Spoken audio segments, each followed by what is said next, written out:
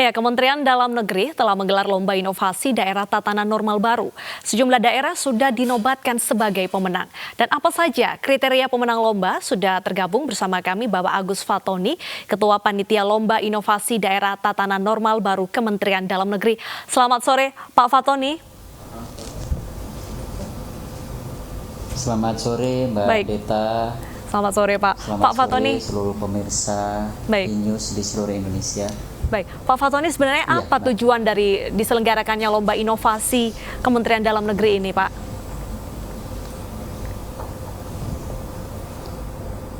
Baik, tujuan dari diselenggarakannya lomba inovasi ini agar terjadi gerakan nasional dalam rangka penyiapan tatanan normal baru, produktif dan aman 19.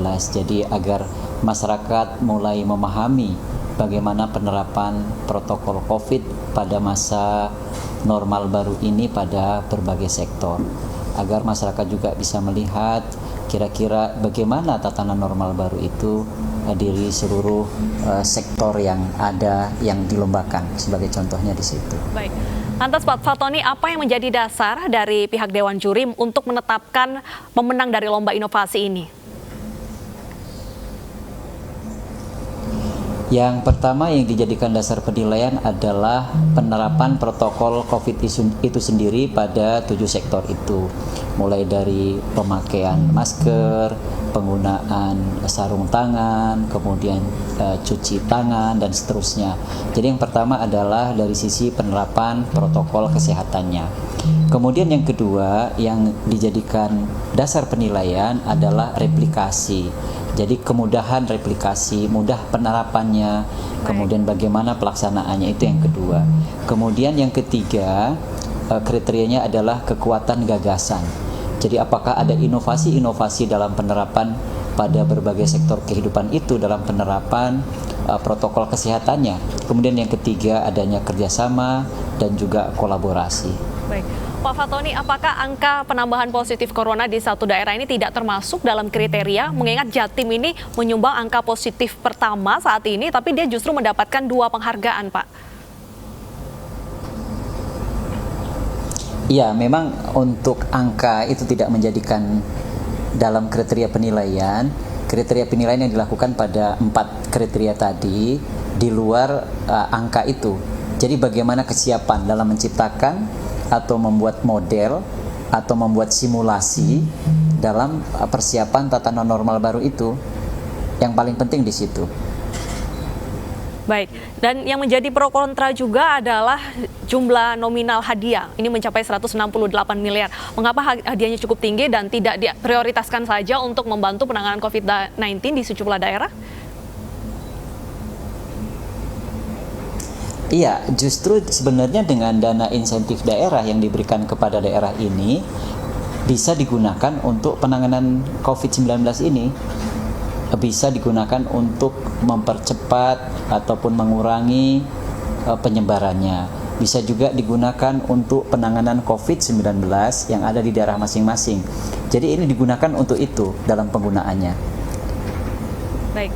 Lantas jika dalam penerapannya inovasi tersebut ataupun juga ide dari daerah-daerah tersebut ternyata tidak mampu meredakan laju angka positif di corona, apa yang akan dilakukan Kemendagri? Apakah penghargaan tersebut akan dicabut, Pak? Iya, ini yang pertama lomba sudah selesai dilaksanakan, kemudian pemenangnya juga sudah ditetapkan dari juara 1 sampai dengan juara 3 pada masing-masing sektor. Ada 7 sektor, kemudian pada 4 klaster.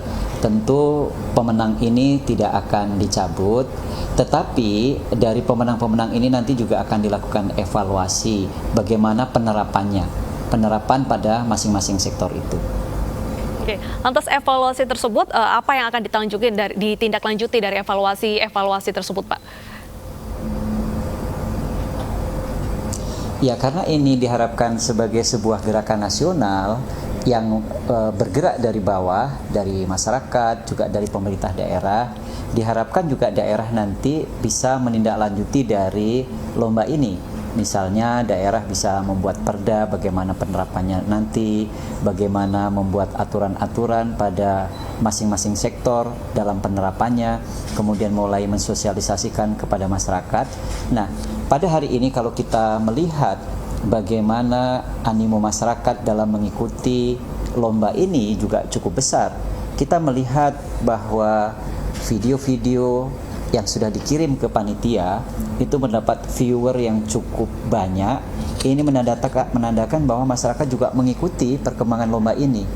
Kemudian juga dalam pelibatan pembuatan video-video dalam penerapan normal baru ini juga cukup banyak yang terlibat, sehingga secara otomatis pada saat lomba ini berlangsung dari mulai awal sampai dengan saat ini sudah banyak sekali masyarakat yang sudah mulai paham bahwa ke depan itu akan ada kehidupan normal baru yang berbeda dengan normal biasanya. Baik, atas Pak Fatoni, apa inovasi terbaru yang lahir dari lomba ini terkait dengan menyambut tatanan kehidupan normal baru? Kalau kita melihat dari video-video yang dilombakan dari pemenang-pemenang, banyak sekali sebenarnya yang muncul dari situ. Ada ide-ide baru yang misalnya dalam penerapannya itu ternyata juga diterapkan oleh mereka. Misalnya melalui online. Kemudian misalnya dalam cuci tangan kita melihat tidak ada sentuhan-sentuhan pada tangan, misalnya seperti itu. Juga banyak inovasi-inovasi pada masing-masing bidang yang kita lihat, dan video-video ini bisa disaksikan oleh masyarakat melalui aplikasi inovasi daerah yang dimiliki oleh Kemendagri, yaitu di Tuxedo Fashion.